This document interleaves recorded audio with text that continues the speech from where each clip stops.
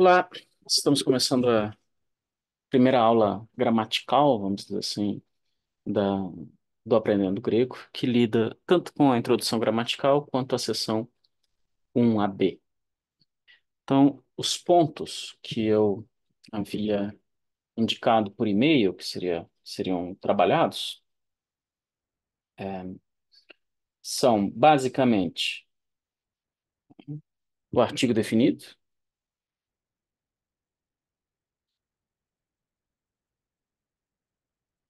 que é um tópico da seção 1AB, concordância nominal,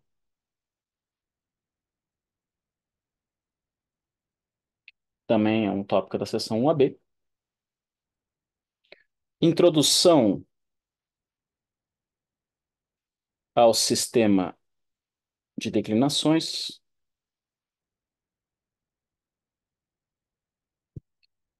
e,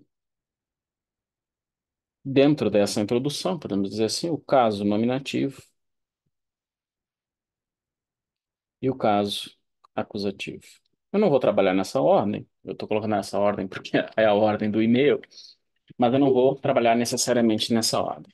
Bom, eu vou pressupor que os alunos que estão fazendo esta aula conheçam o alfabeto, não terão maiores problemas. Se vocês quiserem revisar, na Hotmart há as aulas de transliteração e de alfabeto que vão ajudar vocês a se aclimatarem melhor com isso.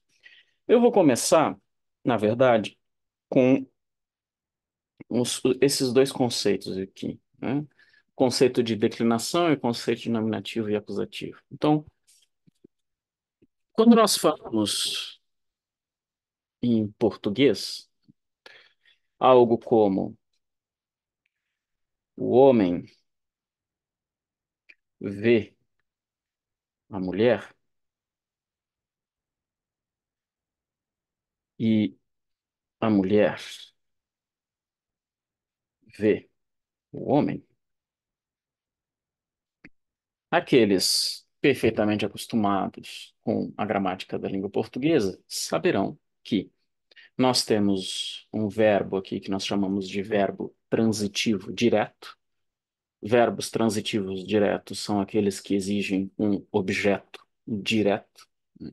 E nós temos aqui um sujeito deste verbo e aqui o objeto deste verbo. Então, na análise sintática usual que se faz em português, nós temos um sujeito, um verbo e aqui um objeto direto. O que determina essa que um, um item, né, seja sujeito e um item seja objeto direto em português? Bom, a sintaxe em português, nós dizemos que é uma sintaxe de uma língua analítica. Por que que nós chamamos de analítica? Porque ela separa a forma da palavra da sua função sintática. Então, vejam que este sintagma aqui, aqueles que não estão habituados com o conceito de sintagma, podem dar uma olhada na primeira aula do curso de Introdução à Sintaxe, né? Mas sintagmas são esses blocos de construção. Vejam que o homem é o sujeito, mas não é uma palavra só, é um conjunto de palavras, né? Então, esses blocos de construção são aquilo que nós chamamos de sintagmas, né? Então, nós temos este sintagma aqui, nós temos esse sintagma aqui. Agora, vejam que na formulação logo abaixo, nós temos exatamente os mesmos sintagmas formatados internamente do mesmo modo, o homem e a mulher. Só que nós trocamos a ordem. Aqui nós temos o homem primeiro e a mulher depois do verbo. Aqui nós temos a mulher primeiro e o homem depois do verbo. Em português, em espanhol, em geral, em inglês e em muitas línguas, que são línguas analíticas, o que determina, nesses casos, o que é o sujeito, o que é o objeto direto, é a posição dos sintagmas na oração. Então, em português, nós temos a seguinte ordem: sujeito, verbo e o objeto direto. Os sintagmas são idênticos, né? A mulher é a mesma que está aqui, né? O mesmo sintagma, o homem é o mesmo sintagma que está aqui. Mas o que faz que aqui ele seja um objeto direto e aqui ele seja o sujeito é a posição desses sintagmas na oração. Então, nessa oração A, nós temos o homem como sujeito porque ele vem antes do verbo. Na oração B, o homem é objeto direto porque ele vem depois do verbo. O que acontece em grego?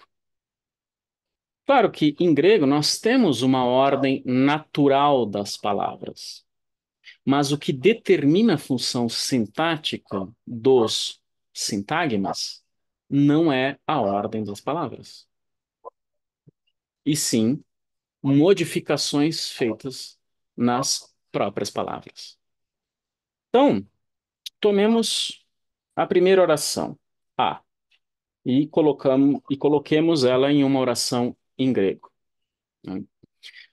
Eu vou colocar o vocabulário aqui do lado, né? O homem, em grego, eu vou usar hoanthropos. Tem duas palavras para homem, mas eu vou usar hoanthropos. O homem, hoanthropos. E a mulher, he, gyne. O que eu estaria tentado a fazer, né, se eu for traduzir o homem vê a mulher para o grego? E eu vou usar aqui o verbo na terceira pessoa do singular, horai, que é o verbo ver.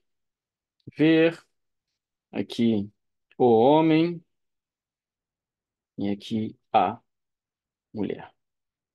Então, se eu simplesmente olho para o português, eu vejo que o que determina a função sintática é a ordem das palavras. Então, o que que eu estou tentado a fazer em grego?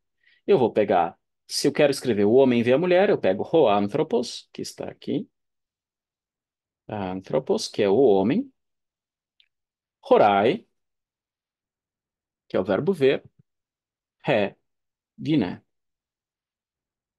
Ok, isso funciona muito bem em português, mas o grego não funciona assim.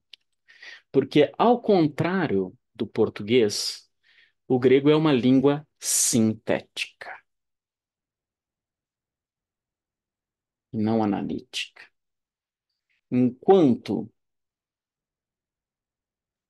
a análise separa, né, a síntese junta. Quando eu quero que um desses sintagmas faça uma determinada, desempenhe determinada função sintática, seja ele, sei lá, sujeito, objeto direto, objeto indireto, possessivo, etc., etc., eu vou fazer alterações morfológicas, perdão,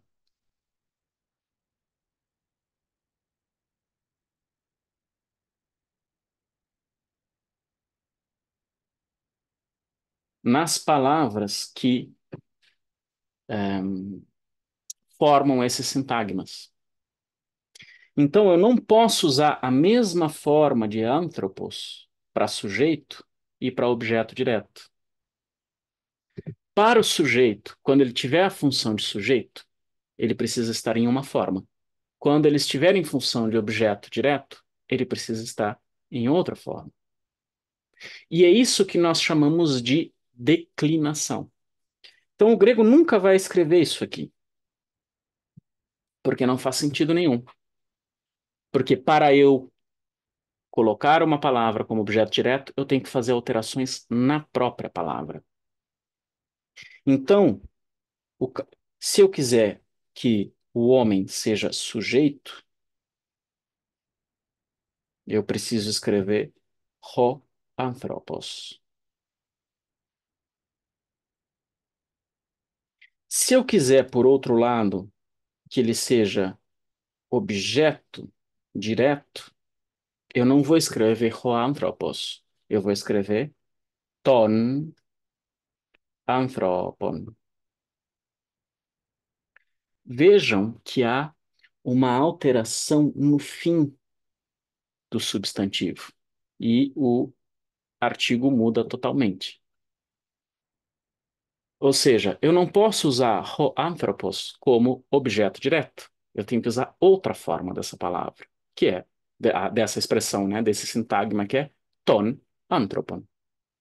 O mesmo acontece com regné, que é a mulher. Se eu quero usar regné como sujeito, eu vou usar regné. Se eu quero usar como objeto, eu tenho que usar como ten gnaica. Aqui a alteração é um pouquinho mais dramática. Mas o ponto agora não é memorizar essas alterações, mas saber o que elas fazem. Então, isso aqui, que nós chamamos de o caso do objeto direto, é o caso acusativo. E isso aqui, que nós chamamos como caso do sujeito, é o caso nominativo. Então, sempre que eu quiser usar um sintagma nominal, né, um sintagma que tem por núcleo um substantivo, como sujeito da oração, ele vai para o nominativo. Não importa a posição em que ele esteja dentro da oração. Então, vejam, lá no português, no espanhol, no inglês, o que delimita o sujeito ou objeto é a posição que ele ocupa. Agora, aqui, o que delimita o que é sujeito e objeto não é a posição, mas a terminação, né? É a alteração morfológica na palavra. Então, eu tenho uma maleabilidade posicional muito maior em grego.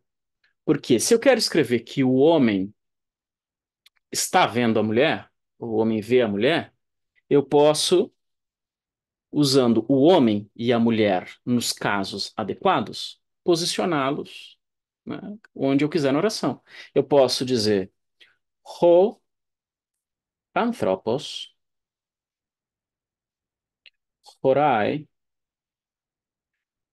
ten ginaica, que mantém a ordem do português, mas vejam, enquanto ho anthropos está no nominativo, ten ginaica está no acusativo. Se eu pegar ten ginaica no acusativo e mudar esse bloquinho, esse sintagma de posição, ele vai continuar sendo objeto direto, porque o que determina o fato dele ser objeto direto é o fato dele estar no acusativo. Então, eu posso escrever algo como ten ginaica, ginaica, horai, ho anthropos. Vejam que aqui está exatamente na posição inversa à posição natural do português. Aqui nós temos o sujeito, aqui nós temos o verbo e aqui nós temos o objeto direto. Lá em cima nós temos o sujeito, o verbo e o objeto direto. Porém, não é a posição que delimita, mas a terminação. Vejam que esse sintagma está escrito no mesmo caso em que ele está escrito na oração de cima. Agora, Hoanthropos está exatamente no mesmo caso que ele está aqui. E assim eu posso fazer várias combinações diferentes. Basta que eu mantenha o sintagma junto, né? Eu não posso separar ten de gnaica. Posso, mas eu não vou fazer isso por enquanto, porque há regras, né? Então, eu posso dizer algo como ten gnaica ou anthropos. Horai. Posso dizer horai, ten ginaika ou anthropos. E assim por diante. Tantas combinações que sejam possíveis, mantendo os sintagmas, né? Ali, os elementos de cada sintagma dentro dos sintagmas unidinhos direitinho. Agora, se eu quiser transformar a mulher em sujeito e o homem em objeto direto, o que eu vou fazer não é mudar a ordem das palavras, mas mudar a forma, mudar o caso em que esses sintagmas estão. Então, para transformar o homem em objeto direto, eu preciso utilizar o caso acusativo, que é ton anthropon. Para usar a mulher como sujeito, eu preciso usar o caso nominativo, que é ré gyné. Então, eu vou ter ré gyné, que está no nominativo, horai, ton anthropon, que está no acusativo. E eu posso alterar a ordem. Ton anthropon, horai, ups, ré gyné. Ou horai, ton anthropon, gyné. E assim por diante. Quantas forem as combinações possíveis, desde que eu mantenha, veja que artigo mais substantivo, né, formam um sintagma, desde que eu mantenha essas coisas juntinhas. Eu vou saber que é o sujeito porque está no nominativo, e vou saber que é o objeto porque está no acusativo. Não importa a combinação que eu faça. Há outros casos em grego que nós vamos ver ao longo do tempo, e esses outros casos terão outras funções sintáticas. O grego tem basicamente quatro casos, que é o nominativo, que nós já vimos, que é o caso do sujeito. Ele faz outras coisas, viu? Mas um sujeito só pode estar no nominativo. Temos o caso acusativo, que é o caso do objeto direto. Temos o caso dativo, que é o caso do objeto indireto. Temos o caso genitivo. O caso genitivo é um pouquinho mais complicado, mas, em geral, ele captura aquilo que nós expressamos em português como expressões com a preposição de, né?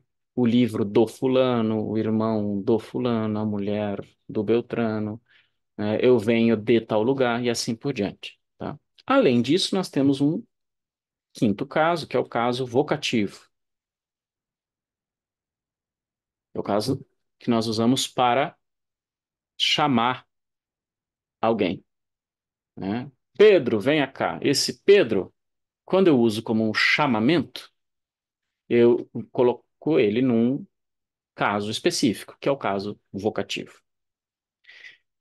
Então, cada um desses casos vai ter, evidentemente, uma forma no singular e uma forma no plural.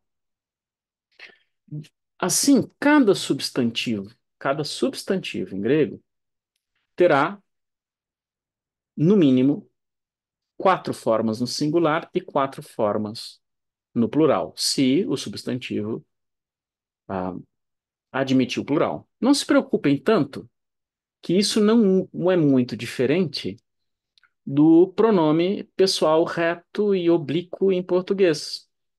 Vejam que em português nós também temos um sistema de caso que sobrevive em pronomes como eu, me, mim, comigo.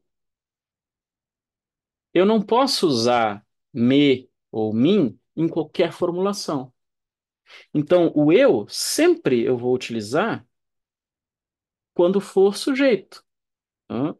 Eu vi a mulher. Eu não posso dizer me vi a mulher. Né? Eu aqui é sujeito da oração. E como sujeito, eu preciso utilizar essa forma. Se ele fosse objeto, se eu disser algo como a mulher viu me, eu não posso dizer a mulher viu eu. Eu tenho que dizer a mulher viu-me ou me viu. Por quê? Porque a forma correta do objeto direto dos pronomes, do pronome pessoal eu, é me. Então, a diferença entre eu e me não é o significado da palavra, mas a função sintática dela. E a função sintática está intrinsecamente ligada à forma da palavra. Assim como eu não posso usar mim como sujeito nem como objeto direto. O mim, em geral, é um objeto indireto ou ainda um, está subordinado a uma preposição, né? Quando a gente diz algo como para mim, ou a mim, ou de mim. Então, essa ideia de que a forma das palavras está ligada às possibilidades sintáticas delas não é estranha no português. A diferença básica é que, em grego, e isso serve também para o latim, essa flexão das palavras não serve apenas para os pronomes, serve também para todos os substantivos, todos os adjetivos, todos os artigos e todos os pronomes. Então, em grego, substantivos, adjetivos, pronomes e artigos sofrem essas alterações morfológicas que nós chamamos de casos. Então, tudo isso aqui sofre é declinado, né? Nós temos a declinação. Então, o caso está ligado à função sintática.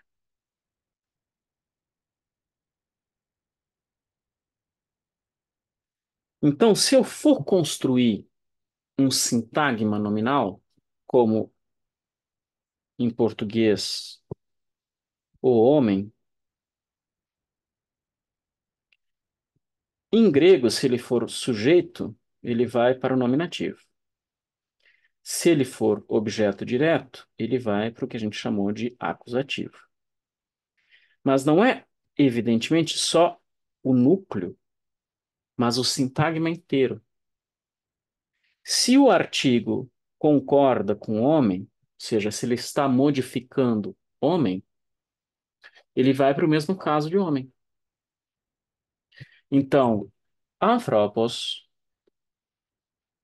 no nominativo, vai ser acompanhado pelo artigo no nominativo, que é ho.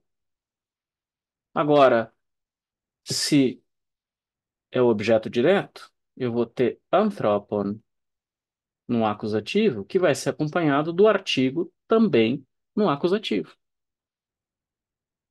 E assim serve para todos os outros casos. E se eu fizer algo ainda mais complexo, se eu disser algo como o homem bonito, eu tenho aqui um substantivo que é modificado por um artigo e é modificado. Bom título, hein? Bonito. Que é modificado por um adjetivo. Vejam, substantivos, adjetivos, pronomes e artigos são declinados. Como eles estão modificando o substantivo, eles precisam estar no mesmo caso. Então, se isso aqui for sujeito, eu devo dizer tudo no nominativo. Ho, kalos, anthropos. Uma maneira de escrever o homem bonito, eu tenho colocando o adjetivo entre o artigo e o substantivo. Essa é a ordem em grego, que é normalmente a ordem em, em inglês. Tá? O bonito homem. A gente não fala o homem bonito, a gente fala o bonito homem em grego. Tá? Se a gente falar o homem bonito em grego, a gente muda completamente o sentido. Então a gente tem que dizer o bonito homem. Se o bonito homem for objeto direto, ele tem que estar no acusativo. Então ele vai todo para o acusativo. Ton, kalon, anthropon. Então, kalon modificando anthropon, ton modificando anthropon, ho modificando anthropon, kalos modificando anthropos. Tudo vai para o mesmo caso. Isso, na verdade, é uma boa notícia. Por quê? Porque se tudo vai para o mesmo caso, quando eu vejo o artigo e eu vejo que o artigo está no nominativo, eu sei que aquilo que ele está acompanhando também está no nominativo. Então, inicialmente, aqueles que estão começando o grego, se olharem para o artigo, vão saber em que caso está o sintagma inteiro. Então, se eu conseguir reconhecer a forma do artigo, eu saberei reconhecer em que caso está e, portanto, qual a função sintática do sintagma inteiro. Então, o artigo é um bom índice para nós acessarmos o caso e a função de todo o sintagma.